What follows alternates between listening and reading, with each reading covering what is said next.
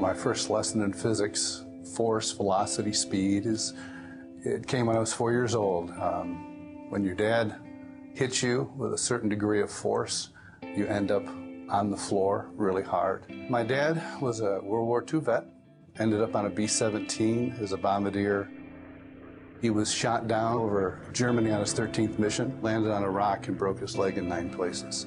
Ended up with a French underground. French underground didn't have the medication, so they had to give him to the Nazis. They did put a cast on him, they gave him medication, but he was abused of all 1945 until actually General Patton liberated his camp. He was known as Nice Guy Dave. Before then, he came out of the war two very different people. Went to college, got his teaching degree. I would walk by as a little kid and look through the window and see the kids laughing and him sitting at his desk teaching the class, and it looked like he was having a wonderful time, but then I knew that same man would drive in the driveway.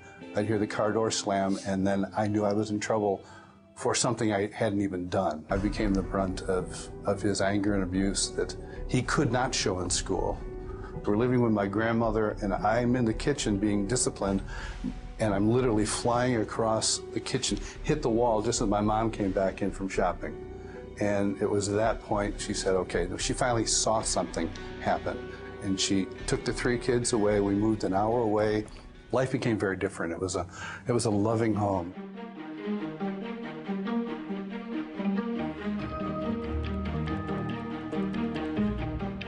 She takes my hand and leads me in one of the most simple, beautiful sinner's prayer.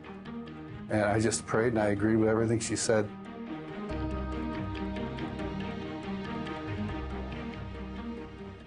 Then one day, the Lord just said to me, I want you to forgive your father. And I said, well, Lord, I'm really trying. He said, no, face to face.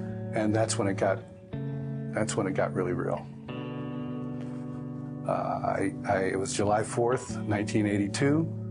So I walked over to my dad and I go, Dad, I just wanted to tell you that I love you and I forgive you for everything that ever happened. And he said nothing. But I put my arm around my dad and I just touched his shoulder. The second I touched his shoulder, he began to weep and he began to bend over, weeping and weeping. He takes his left hand and puts it around my waist to hold himself up. The second he touched my waist, I began to weep. And then I just turned and I put my arms around him and I hugged him. And then I walked away. And we never talked about that moment. But that night when I went to go say goodnight, no longer did I just shake his hand. I didn't even think about it. It came time to say goodbye, and I reached over and I just gave him this big bear hug. And he goes, whoa, that's different. He goes, wait a minute, come here. So I bear hug him again, and he hugs me, and he goes, let's do this. Let's do this every time.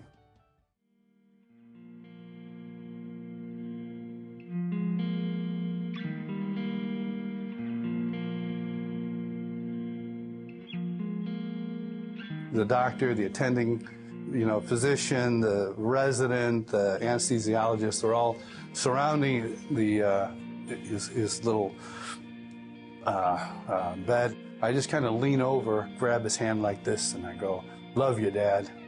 He looks at me and goes, we don't do this. And he just grabs my face and starts kissing me in front of the doctors. He turns my head and he goes, this is my son. Looks at the doctor and goes, he's great and I love him. And he puts me down. They take the stretcher and they start to wheel him away, and then my father yells out, stop! I can't see my son. Turn the stretcher around. So they turn the stretcher around. The girl is pulling him back, and he's blowing kisses.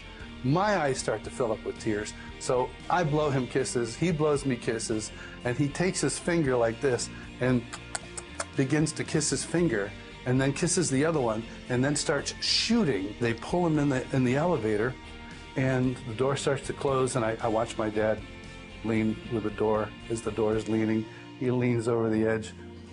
He kisses his thumb and puts it up like this as he winks at me as the door closes. And so we went to wait, and it's an hour procedure, and a little over an hour later they called us, and we went, and the doctor came in with the anesthesiologist, which I didn't know why.